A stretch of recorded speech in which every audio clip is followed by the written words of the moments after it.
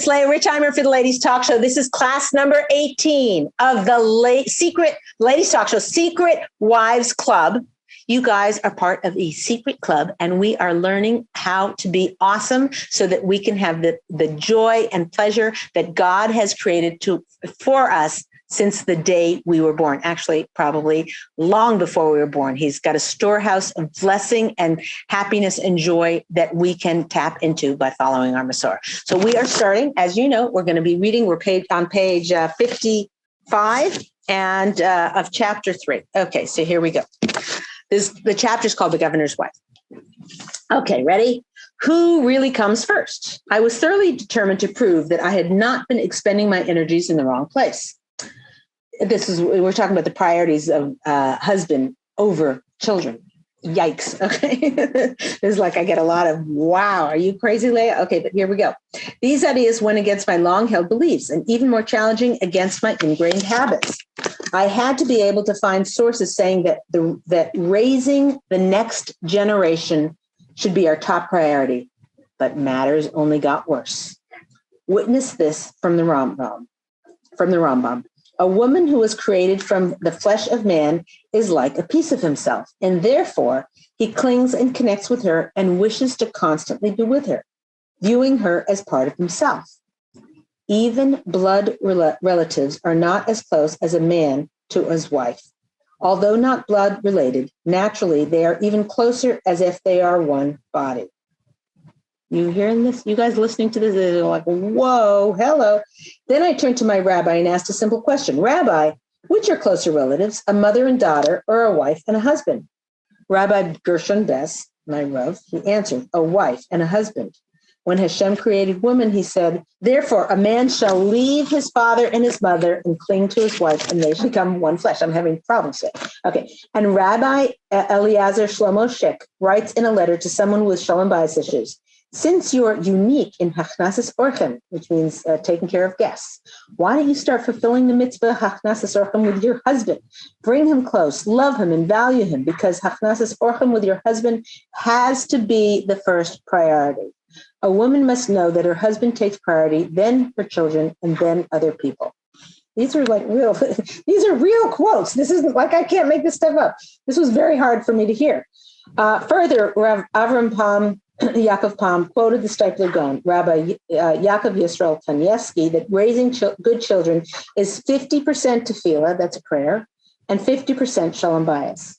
And from Rav Simcha Wasserman, in a speech that he delivered in France, if a home is a place of peace and happiness, the products, the children, will be happy as well. Shalom bayis is the foundation of chinuch habanim, which is raising children, and should be given the utmost importance in one's life. But what sealed my resolve and forever shifted my priorities, putting my husband first, no matter what. This is Leah Richheimer talking. This is what shifted me, was something that my creator said that I finally took to heart. He said that he created me to be an Ezer Kenegdo, a helpmate opposite my husband, first and foremost. It did not say I was an Ezer carpool, okay? And there was no lengthy footnote. That means helpmate doing carpool. No, it says Ezer Kenegdo, helpmate opposite the husband. And there was no lengthy footnote about how if someone was coloring on the walls, I was relieved of the obligation to put my husband first. That's routine. There was simply too much evidence that my husband must come first, so I decided to finally make peace with my new mission. Not an easy choice for a self-determined woman, but the payoff was soon in coming.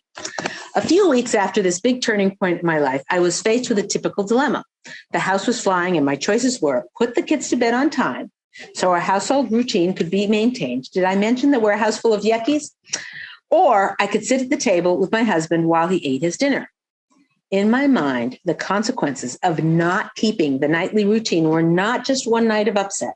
It would open a Pandora's box, because now my children would have the knowledge that it was even within the realm of possibility that the bedtime routine was flexible. It was a heart-wrenching decision for me, a decision to which maybe you can't really relate. But everyone has their methodologies that work in their home, and a fun but strict nighttime routine really worked for us. Anyway, there I was, literally standing with one foot in the kitchen and one foot in the hallway, truly feeling like I was about to be torn in half. The pull from both directions was dreadful, and as I agonized about what to do, I'm telling you, it felt like it lasted a half an hour. But something clicked in me, and deep down, I knew that I had to give it a try. I had done my research, and there was no shade of gray about what my priorities should be. You with me, guys? Yeah? Okay. I cringed, and I told myself I would deal with the repercussions later. Practically with my eyes shut, I walked into the kitchen and sat near my husband. I asked how his day was, and as if the world as we know it wasn't about to come to an end. As he spoke, I could hear shouting and a few banging noises coming from the kids' rooms. I knew that they were safe, but meanwhile, I was secretly doing those deep breathing relaxation exercises so intensely that I practically keeled over from dizziness. I can't say that I actually enjoyed my time with my husband per se. I was a bundle of nerves. The first time bungee jumping has got to be the worst, but I survived it. And here's the miracle that happened in our home. Besides the shocker that for some inexplicable reason, my children stayed in their room rather than barging into the kitchen, I also found out the following morning that our 8-year-old eldest had proudly put everyone to bed, including herself.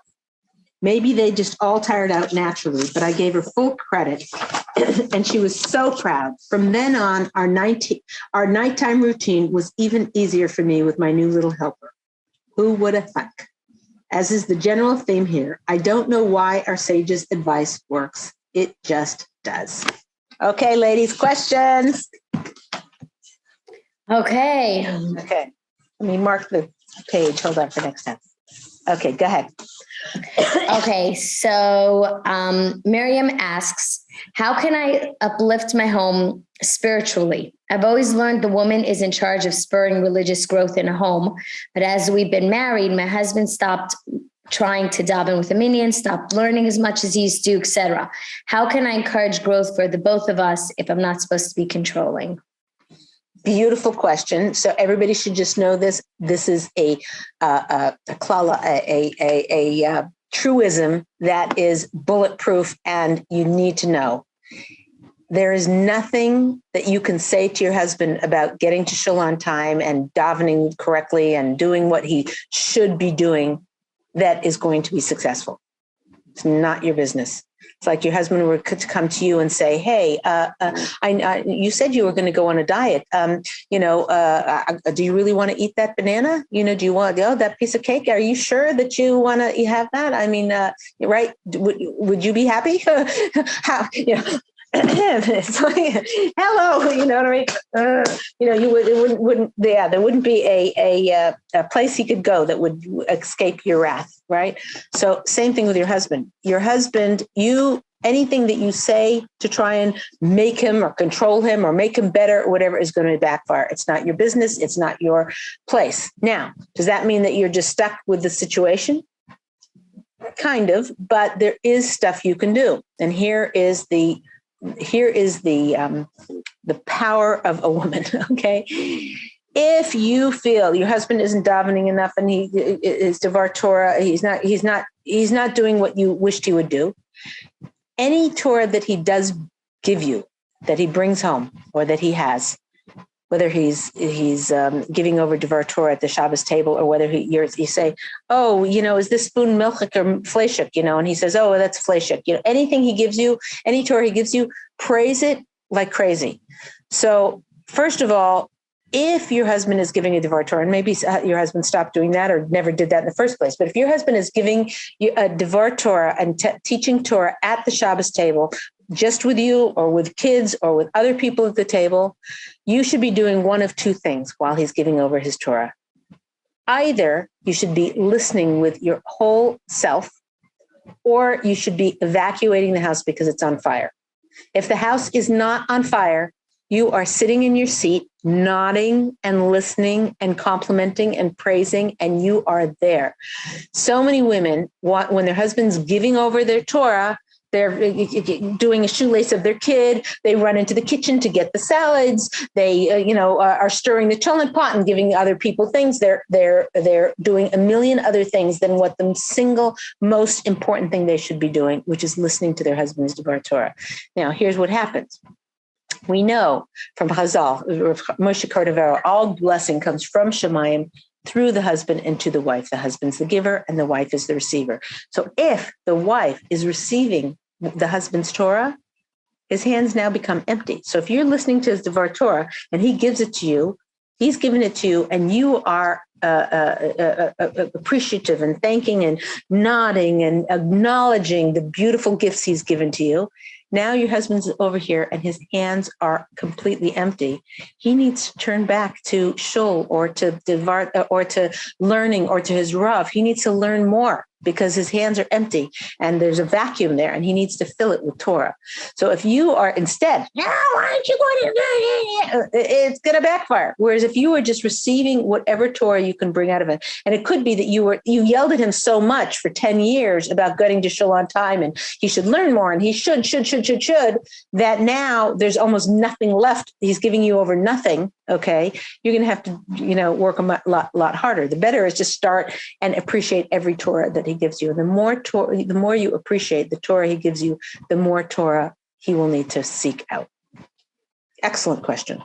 Amazing. And actually, Pori actually added to that. I've tried encouraging my husband to go to shul or learn in the past, but I found that it backfires. He wants me to stay in my own lane. Yeah, 100%. Stay in your lane, ladies.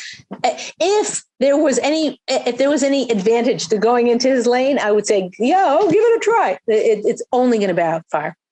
Zero chance that it's going to work. Now, it could be that you've become his alarm clock, which I don't recommend, and it's time to go to shul, and he keeps hitting the snooze button. It's time to go. And then he actually ends up going. When you coerce somebody or force somebody or you're somebody's police or their alarm clock, there's this resentment that builds. There's a resentment of you for having to have to do that. And there's, it's different with your kids. Your kids, you might have to do that. Okay. That's chinuch. That's, that you got to speak with your rabbi, your rebbitzin or whatever to find out what the best way to influence your children are. Your husband's a different story. You should not be his police. And if you are his police, you should tell him, I've been thinking a lot about it, or I took a class or whatever. And, I don't think it should be my place to put, I feel like it's me controlling you and making you my puppet. And you're my Rebbe, you're my Rav, you're my king. I want you to be that. And this makes me feel like it's not respecting your dignity. So I think, I just went on Amazon and I got you 5 new alarm clocks all from here to the bathroom so that you have to wake up to go turn them off. But I don't think I should be doing that anymore. Speak to him about it and say, you want to respect him, that you shouldn't be his policeman for going to shul. So she's absolutely right. Okay, go ahead. Okay, so by the way, Lynn says, I love this chapter. Lots of exclamation points. Yay. And she also, Tamar said, sending hearts, best advice. She wrote king with a crown emoji. Make your husband the king. She likes that. So, good. It's good. And look, are we doing it because we're great people? Yes. But are we also doing it because he'll treat us like the queen? Okay, let's be honest, ladies. It works. It's guaranteed. Okay, go ahead. Okay, so Shelley says, I have so much pressure on me with my work and kids. I try to give my husband all the attention he wants. I truly make him my priority, but I feel like I'm being pulled in so many directions that I'm losing myself. So what, I don't understand. What's her question? Meaning she has so much on her plate and it's very nice that she wants to prioritize her husband, but in the process, who's prioritizing her? She's just getting lost in the mix. Right. Everything is before her kids, her work, her husband, everything. She's just. Right. So put your husband first. And then a lot of the stress of all the other stuff will improve. That's a guarantee from God, from Hashem. We have many, many sources that say that. However, if you are run ragged or whatever, you need to figure out logistics in your life to make that better. Whether that's, let's say you join meal trains, you had babies and you want to join meal trains for others, but it's causing shalom bayis issues, or it's causing you not to be able to do homework with your kids, or you have to stop doing meal train. that this is a time in your life where you have to curb back some of the nice things you want to do. You want your kids all wearing matching outfits so that when you go to shul, you feel, wonderful, whatever. You know what? This is not a time in your life. You've got too much on your plate. So you know what? They're not going to have matching outfits. This one's going to have a hand-me-down from that one. That one's going to have a thing you got on sale over here. You can't demand yourself to a place where you become a rag. It was very interesting. Someone, was eating their kids this one had left a half a brisket, a piece of brisket, on their plate. And brisket is expensive. And the kid had eaten it. And so she ate it. And then she ate another, she was just cleaning up their plates because she didn't want to be wasted. We're not garbage pails. The halacha is, and I heard from a Rebbitzin. Maybe it's not even, anyway, what I heard from the Rebbitzin was you are meant to throw away the brisket. You're not meant to make yourself a garbage pail. Let the garbage be a garbage. But wait, it's baltashless, it's wasting, it's whatever. You know what? The food was already wasted when it came to the kid's plate. Maybe next time, make sure the kid only takes a half a portion. Okay, I hear that. But you eating it is not, it's not an option. And the same thing here. If you're trying to please everybody and trying to be the, perfect person, and there's nothing left for you, that's not our Masorah. That's stuff that our society is hoisting upon you, or your own feelings of inadequacy, or your own feelings like you need to prove your worthiness to people. That's the first thing you need to do is sit down and write a journal of everything that you're doing. All of it. And then take a black marker and crossing out things you can get off your plate. I try, my mother-in-law, I talk to her every Friday for an hour and a half. That's what I do so that she can feel we love her. Let's give it up aim. Well, guess what? Friday's not the day to do that. And an hour and a half is probably too long. You need to say, okay, Mom, to your mother-in-law, I know we've been for the last 10 years, an hour and a half. I am just realizing I'm going into Shabbos like a frazzled mess. Can we talk an hour on Mondays? I send the kids off to school and whatever. And then Shabbos will be like 20 minutes. That really would work. I hate to do it. I don't want you to feel not loved. I love you more, whatever. You need to figure out the logistics in your life to get yourself unfrazzled. And that's your obligation. That's not something nice you should do. That's your obligation. Okay. Next question, Sari. Okay. So Malka here says, what do we do in a situation with a child who has special needs? They require tremendous amounts of therapy, and my husband sometimes is jealous of all the attention I give my child. But otherwise, who would? How do marriages survive these challenges? Some couples couldn't handle the schedule and demands we have from just one child like this. So you should be blessed, and Hashem should continue to bless you with strength and the abilities to deal with such a situation. And you should know that, by the post office, it could get the wrong address. By God, it doesn't get the right, he doesn't get the wrong address. So for whatever reason, God felt that you could handle this. And I'm not sure if you know this, but a child, when he's in a neshama up in Shemayim, they actually choose their parents. They say, oh, that's the parents I want. So this soul chose you as his parents because he felt that that's where he could maximize his potential and fulfill his shleimus, his perfection. So that is very, very crucial to understand. The time management and the emotional drama of getting through these things is very, very challenging. I get it. That's where priorities come in so, so importantly.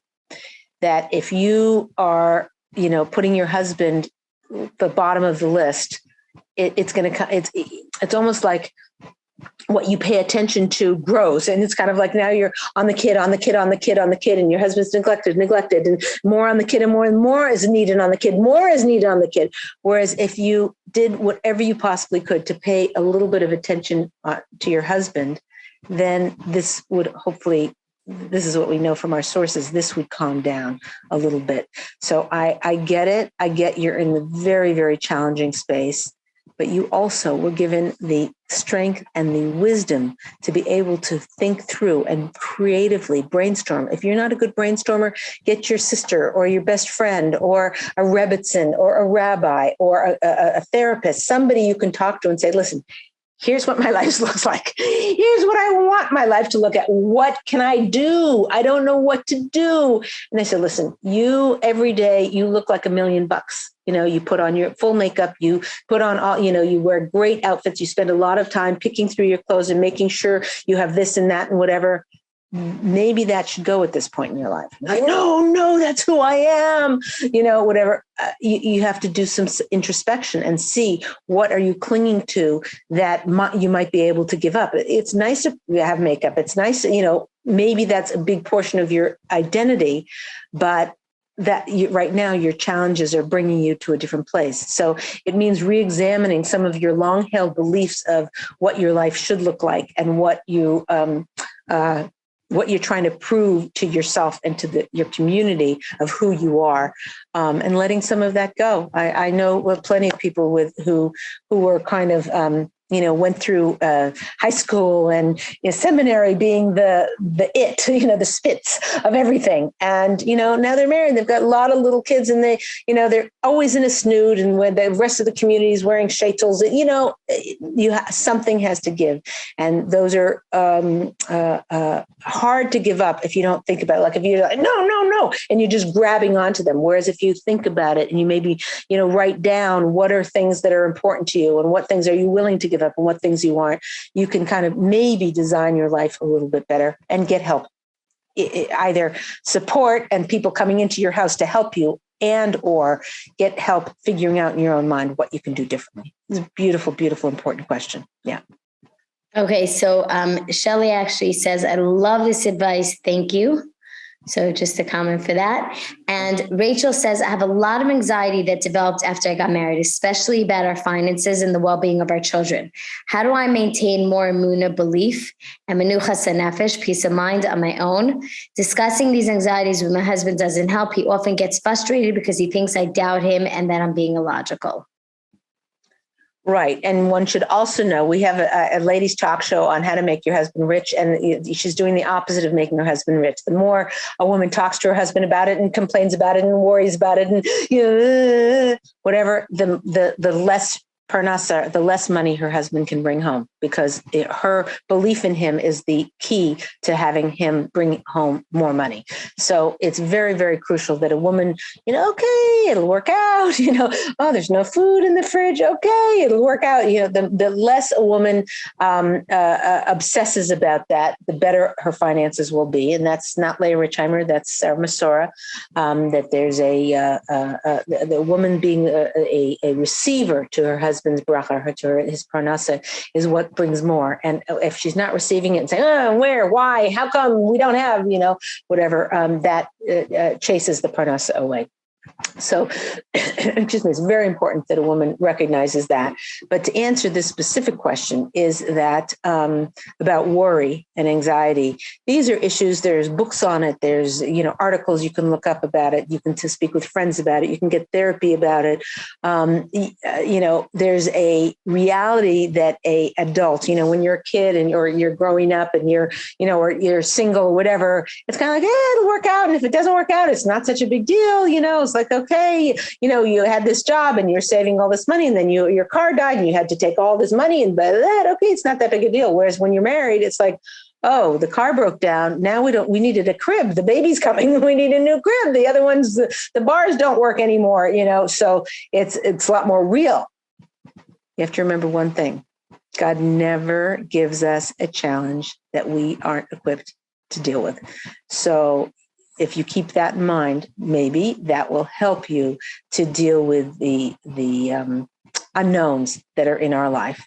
But it is something. There are a lot of books and articles and tapes. You can go to Torah Anytime, or you can go to various places to listen to things that talk about how to increase your emunah, and that's what I recommend. And it may not even have anything. Your emunah might be fine. You might trust Hashem fully, but you feel responsible. Maybe you had a mother who was always a worrywart, or a father who was a worrywart, or whatever. It could be just an ingrained habit without having anything to do with your emunah, but it also could be your emunah. So do some homework on it, and you should get some make some progress that way. Okay, go ahead, Sarita. Okay, so Ronit actually said, knowing that my son shows me when he was in the Shema and Shemai makes me feel warm inside. I didn't know this. I'm going to give him a big hug tonight. Aww. So I think you actually, by the way, have to put, because we have to wrap up anyways, just add that little piece, because I loved it when you said that about your husband's neshama by the chuppah. Remember you taught us that about could you say that? Because that's a great way to like, she wants to go hug her son, but it's right. about the husband. I think it's yeah. So Gadol, and I don't remember who it was. It might have been Aaron Leah Steinman. I don't remember. Said that when you are under the chuppah with your husband, actually, in a spiritual sense, your husband's neshama is put into your hands and to take care of. And so whatever's going on in your life, ladies, you should just know one thing, that you have the ultimate control over bringing the closeness and the connection that you've always wanted in your marriage. And it had, we're going to learn step-by-step ways to do it. But in your heart, you should just know right now that the closeness is in your hands, that you can create that closeness, that you have the power to create that closeness. We're going to go step by step, and we already have through learn many lessons on how to do this, but it's in your hands, and exercising that power is your unique choices that you make each and every day. Is this going to push my husband farther away? Or is it going to bring him closer? And by making that choice of bringing him closer, in all these little choices that you have throughout the day, you in turn will have that feeling of satisfaction and joy and as if you're living now. A lot of women tell me, "Oh, it's so frazzled, and I don't have time for anything." Well, the way to slow down time is to bring your husband closer, and you'll feel it. You'll feel there'll be these moments of sitting at the Shabbos table, or just simple, ordinary, you're brushing your teeth together or something, where you just feel like this is what I've been working for. Okay, this is Leah Richheimer for the Ladies Talk Show. Thank you for joining us. We'll see you next time.